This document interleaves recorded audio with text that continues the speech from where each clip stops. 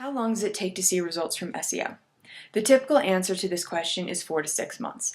Bear in mind that the biggest factor affecting this timeline is the condition of your website when you implement your SEO strategy. Here's what I mean by the condition of your site. Is it penalized by Google? Recovery from a Google penalty has been reported to take anywhere from days to more than a year. What are your initial keyword rankings? Sometimes websites aren't ranking for any search terms, and sometimes they are. Does your website have a lot of technical errors like 404 page not found errors? Is there a large amount of duplicate content that needs to be resolved? How well developed is your site's external and internal linking structures?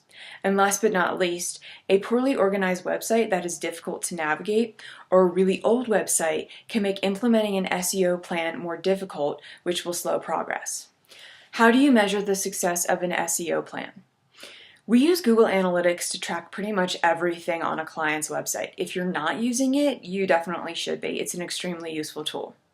To measure the success of an SEO campaign, I'm going to look at changes in the following areas. First, is overall traffic to your website increasing, and more specifically, is organic traffic going up? If so, this means that your keyword rankings are probably improving, which is another thing I'm going to check. When I do, I'm going to look at not only the keyword ranking itself, but also the impressions and clicks that keyword is getting.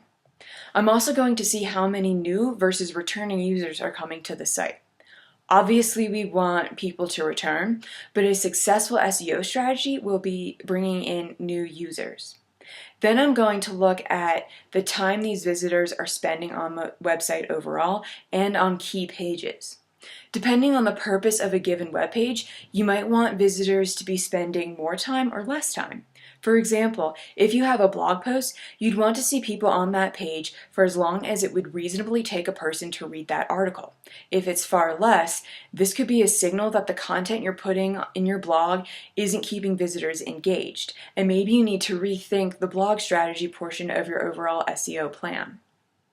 If I have an e-commerce site, I'm going to use the e-commerce tracking function in Analytics to monitor any movement in metrics such as the total number of transactions and the average amount of money people are spending per order.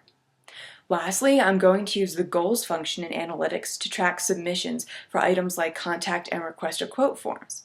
This indicates that people are interested in your products and or services. I'm also going to track downloads for things like PDFs. This is an indicator that the resources you're providing on your website are actually useful to your visitors. Thanks for listening to this segment of the Boomtown Keyword. Again, I'm Melissa Howe, and I hope you check back soon because there will be more.